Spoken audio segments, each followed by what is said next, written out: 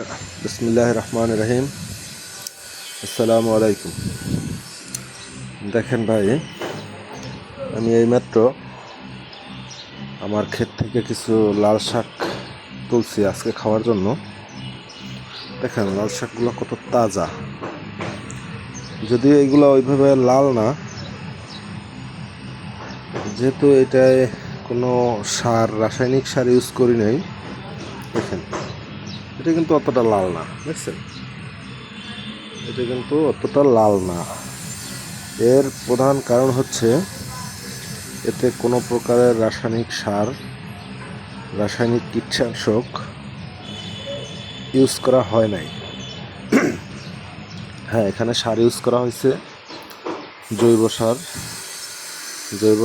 গোবর সার, এবং তাও আমার বাসার জৈব সার ইউজ করছে বলতে, এই যে শাকটা কোটার পরে এই শাকের যে অবশিষ্ট অংশ যেটা খাওয়ার উপযুক্ত না, এই যে দেখেন এই গোড়া, গাছের গোড়া, তারপর এই যে যেইগুলা খাওয়া যাবে না, মূলত এইগুলা আমি বাসায় আলাদা একটা পাত্রে রাখি। বাসায় 2টা পাত্র আছে, একটার মধ্যে যেইগুলা পচনশীল, বিশেষ করে এই শাক, সবজি, ফল, এইগুলার ছোলা এবং মাছের কাটা, মাংস, এগুলোর কাটা, হাড্ডি গুটি, এইগুলো সব, ডিমের খোসা, এইগুলো রাখা হয় একটা পাত্রে। আরেকটা পাত্রে রাখা হয় যেগুলো পচনশীল না, যেমন পলিথিন, বিশেষ করে পলিথিন, কাগজ, প্লাস্টিক জাতীয় যত বোতল আছে, এইগুলা রাখা হয় একটা পাত্রে। তো ওই পাত্রটার এইগুলো আমি সিটি কর্পোরেশনের গাড়িতে দিয়ে দিই। আর যেটা আমি পচনশীল, ওইটাকে আমি আলাদা একটা জায়গায় রাখি। আলাদা একটা জায়গায় রাখার পর ওইখান থেকে প্রায় 1 বছর পরে ওইটা কম্পোস্ট সার তৈরি হয়। তো ওই সারটাই মূলত এই গাছের গোড়ায় দেওয়া, যার জন্যে আমি বলতে পারি আমার এখানে কোনো ধরনের রাসায়নিক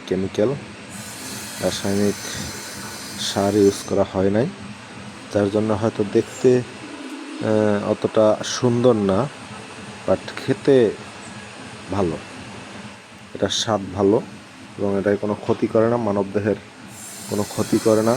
যেহেতু আপনারা জানেন রাসায়নিক সার, রাসায়নিক ঔষধ, এইগুলা মানবদেহে ক্যান্সারের ঝুঁকি বাড়ায়।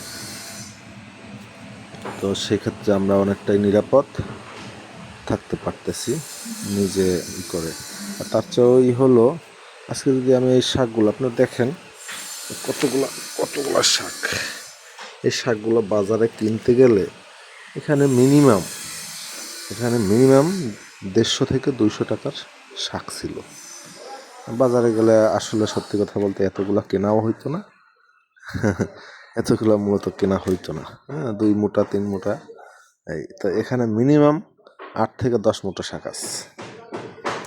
8 থেকে 10 মুঠা শাক আছে এইখানে, যেহেতু ক্ষেতের, তার এই জন্য একটু বেশি করেই খাওয়া হয়, আর কিনলে তো একটু হিসাব করে কেনা হয়। এটা হয়েছে বাস্তবতা। তো ধন্যবাদ। আমি আরেকদিন দেখাবো কিভাবে কম্পোস্ট সার তৈরি করি আমি।